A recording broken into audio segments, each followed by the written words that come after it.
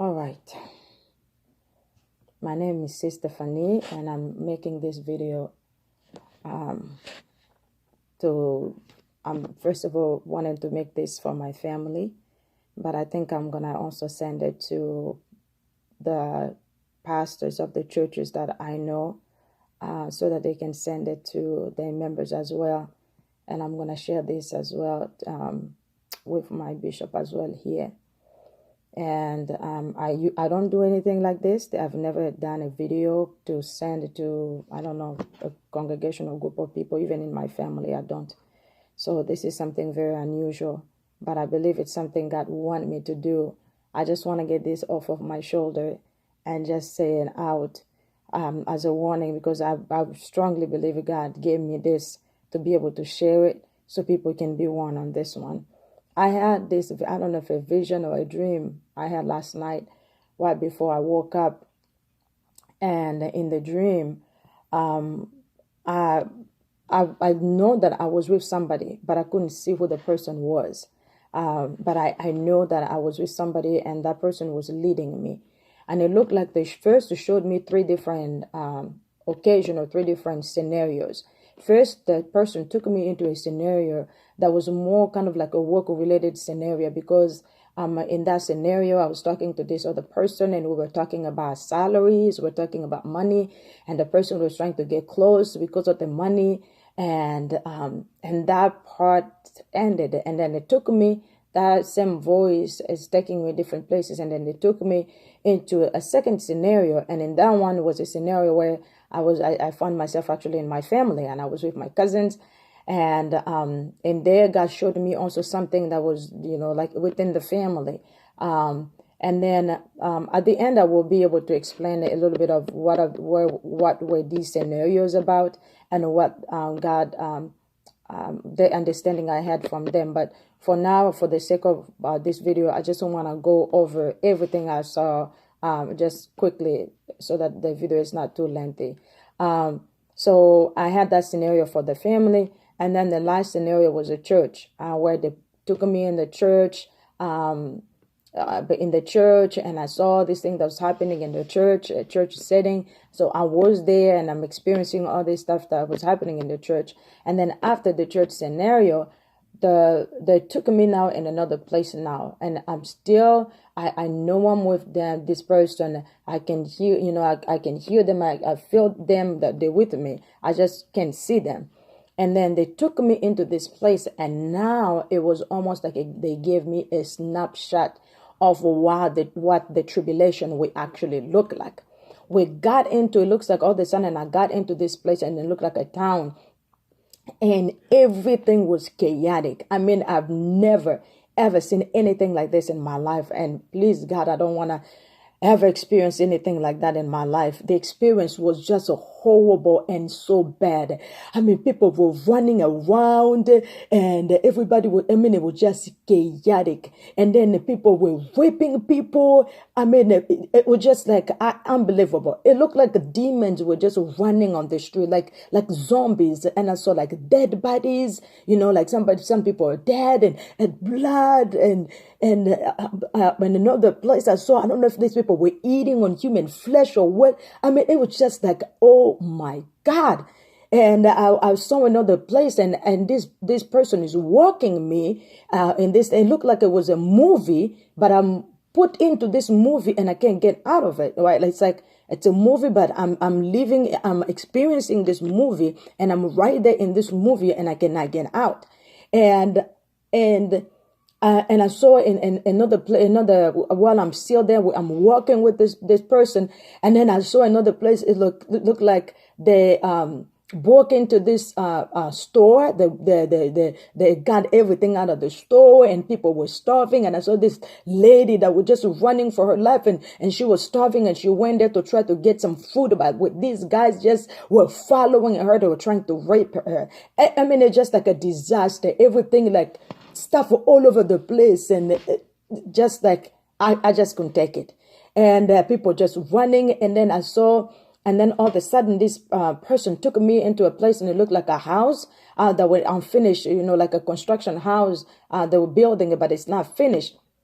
And we got in there, and I'm seeing these people, they are sick. This lady, this person, their hand is so big, they're so sick, but then nobody could help them. And I can't help them. Like like they're bleeding on their hands, and it's like something is growing in their hands. And I'm like, what is this?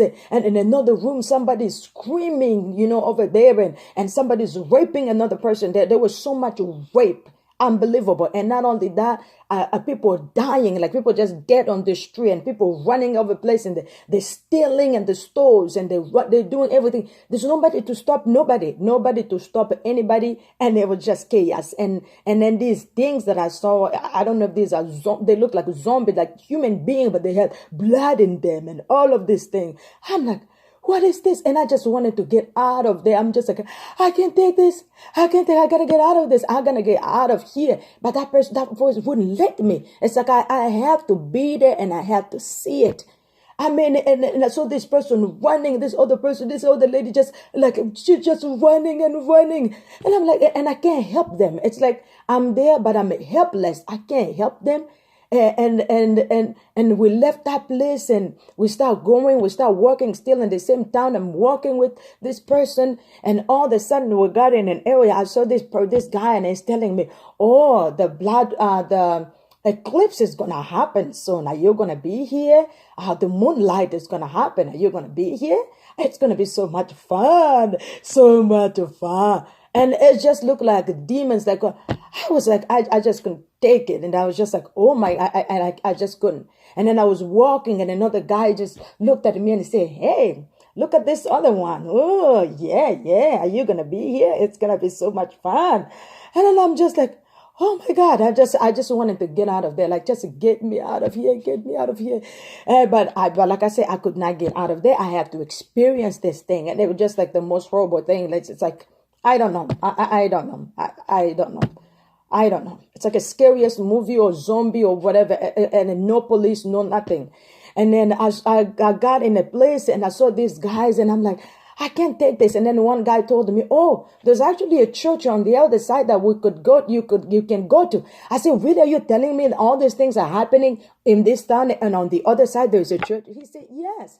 And then there were flyers there that somebody had distributed the flyers, but they were just sitting on the floor. And then he said, oh, look at the flyers for what would, like the thing that's happening in that church. I took the flyer in my hand, and I said, I have to go. And then the flyer is just on the floor. And I said, we have to go there. And then there was another guy that was there. And then all of a sudden there was three of us. There's two guys and me. And the guy that was telling us actually about the church, and I said, no, we have to go there. And we really have to go there. And then the other guy showed us, and they said, oh, we have to use this path to go there. And it looked like a little, it's not a house, it's not a box, it's something big, and it has like a cover into it. That's like the only way, the only entrance to go to get to that other side of the church.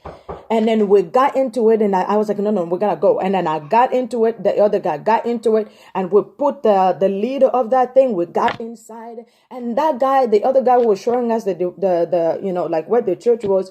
I was like, where are you going? And I was like, oh, no, you guys can go in. And I'm coming back. I'm coming back soon. I have to grab something. And I'm like, where are you going? He said, no, don't worry. I'm coming back soon. And then when he left, when he never got into that thing. So he said he's going somewhere, then he will come back and get where we got in that, whatever that, it's like an entrance to somewhere. And the guy that was with me, and I'm telling that guy, he's going to make it, right? Like, so he's coming, right? He's going to come and join us, right? And that guy just looked at me and just shook his head. I said, what do you mean? What do you mean? No, what do you mean? No. And I said, no, it's too late for him. He had his time, but he wanted to do something else. It's too late for him. There's no more time for him to come back and get in here. It's too late. And I was like, what do you mean it's too late? And then I looked, and then all of a sudden now I saw this police officers, and I'm like, because I didn't see them. There was so much chaos, and there's no police officers. And then all of a sudden I see these police officers. They came and arrested him right in front of that thing, right before he could even go where he was trying to go. They arrested him, and they were just horrible, the things they were doing to him. I just couldn't take it. I just closed my eyes. I just kept saying, take me out of here. I just want to get out of here. I can't take it. I cannot take it. And then all of a sudden we kind of like, they took us out of there, and I saw myself now in another place. And when me and that guy, but that this place, they had all of these soldiers. They had the guns on them. I mean, everything is ready to go. And they saw us coming. They said, you guys cannot cross here. Nobody can cross this side. This is the limit. People on that side stay on that side. The people on this other side stay on this other side. You cannot cross. I said, no. We have to cross. They said, no, you can't. And then the person and the people, those soldiers say, oh, if you try to cross on that side, they will shoot you. You can't go. And then all of a sudden, out of nowhere, I saw this little kid. I mean, this little girl. She looked like she'd probably be like maybe 6 or 7 years old, and she looked like a Caucasian girl, and she was just smiling. And I don't know where she came from. She just appeared, and then she said, "Don't worry," and she was just smiling, and she was so peaceful, and she just kept saying, "Don't worry, hold my hand. I'll help you both walk on the other side." I said, are you sure? Because this was like, no, look. And then he looked at us, she looked at us, and the way she looked at us, it gave us so much confidence and so much peace, and just something in us that we could trust her. And she held our hands, and she said, don't worry, nothing will happen to you.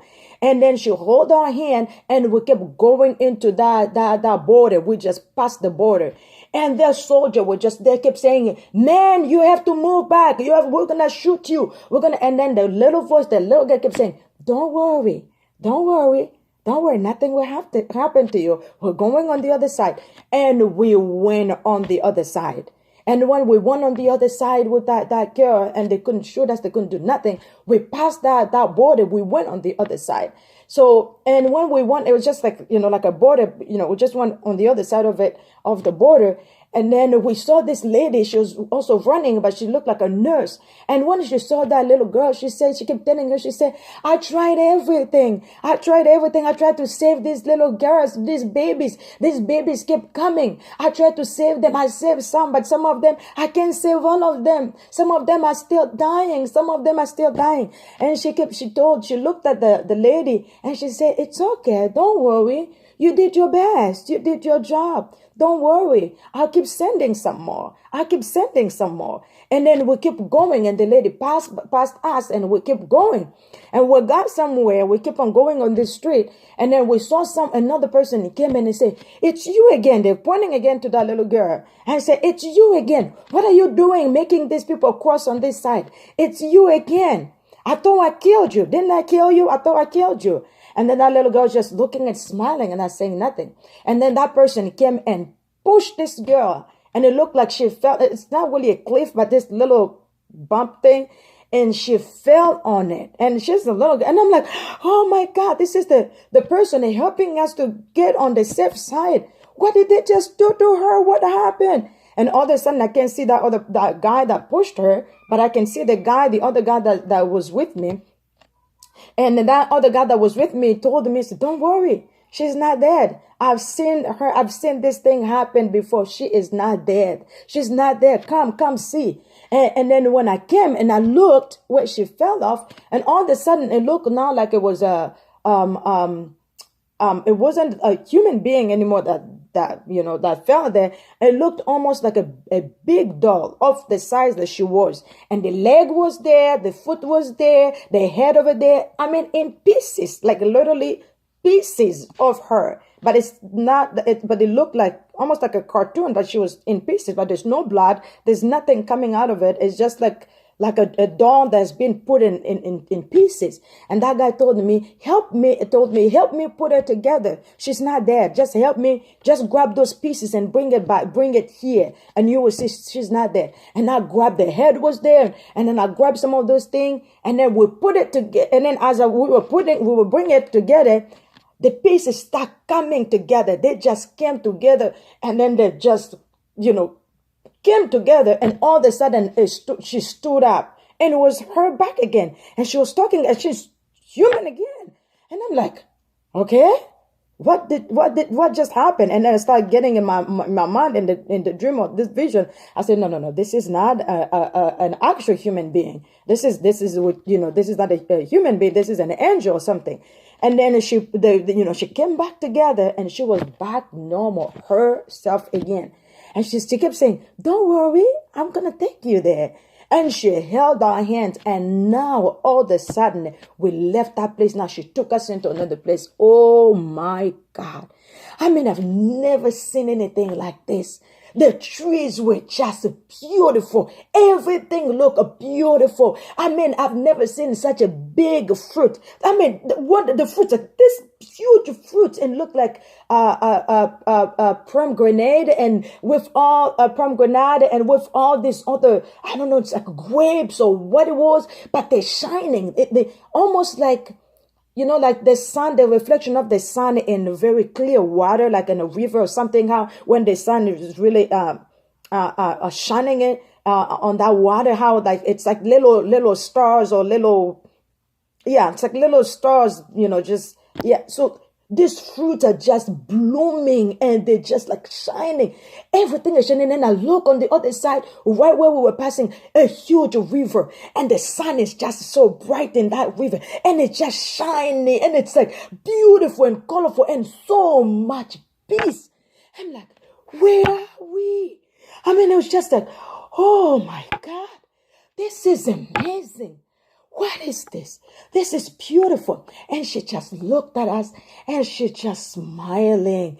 And this place was so peaceful and so glorious.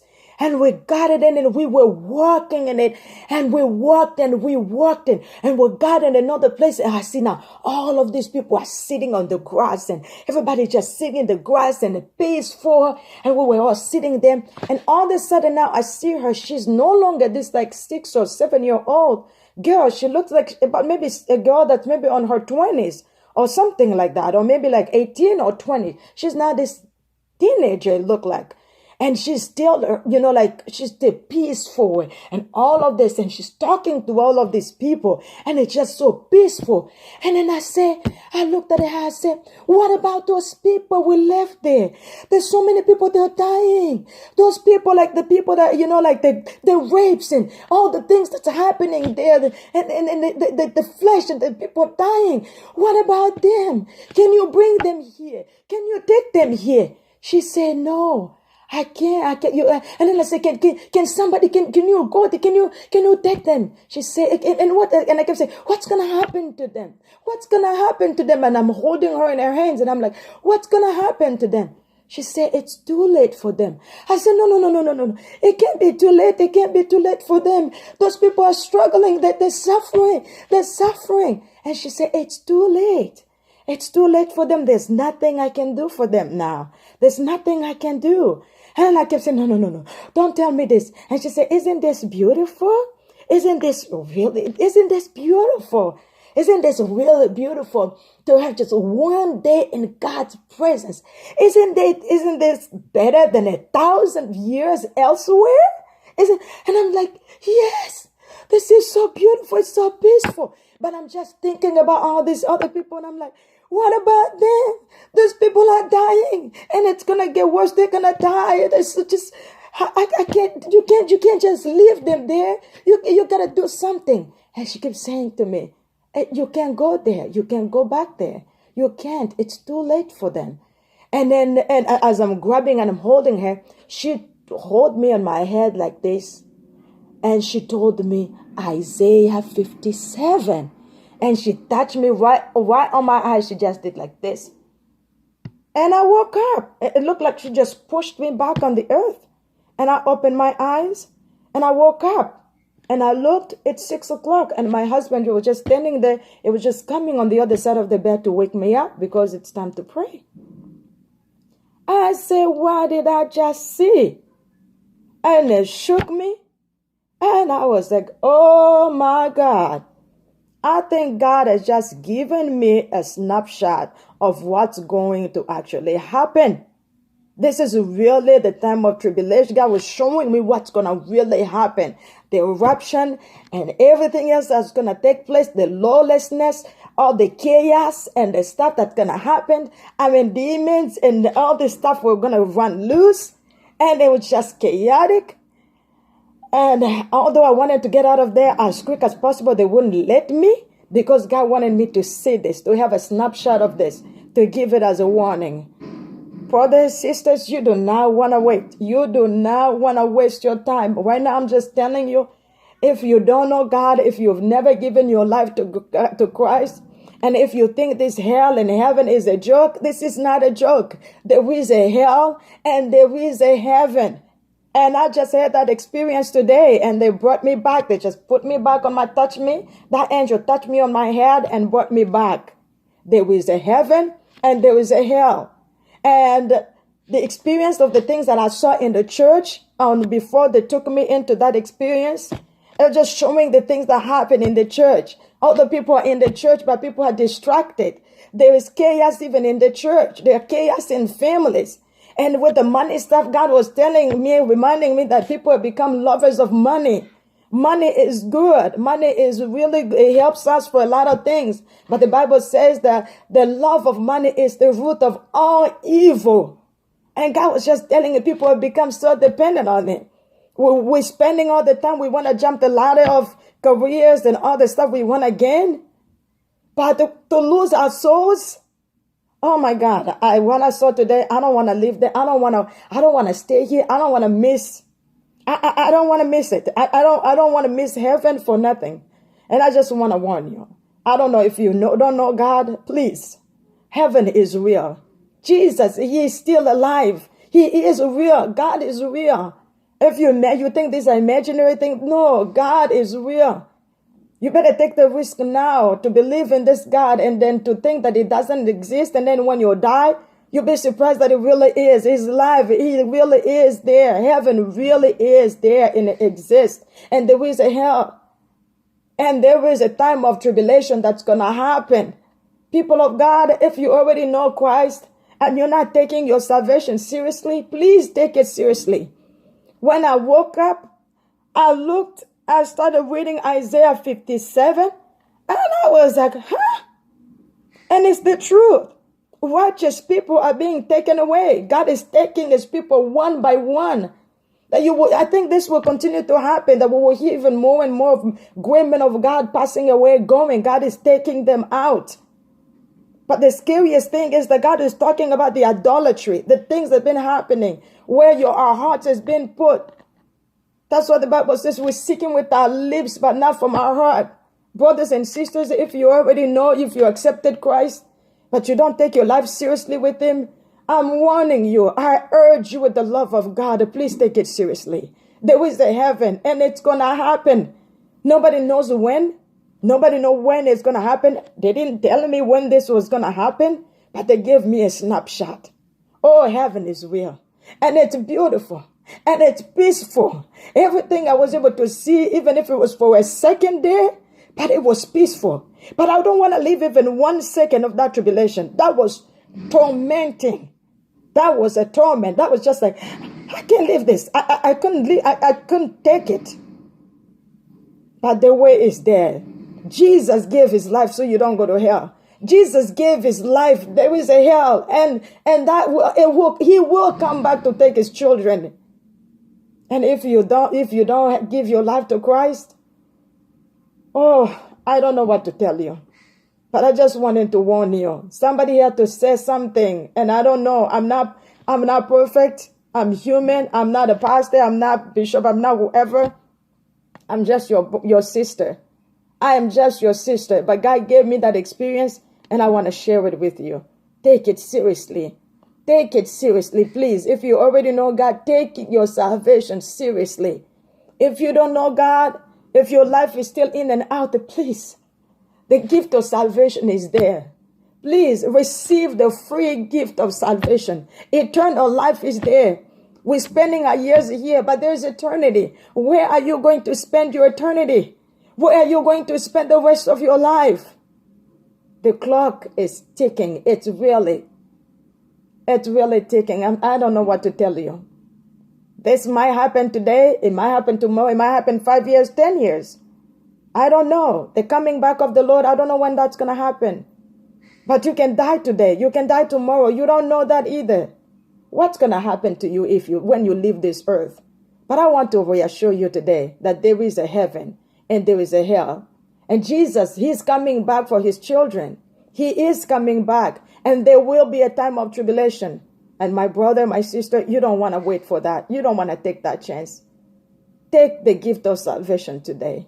I thank you very much. This is from your sister, Fanny. Thank you.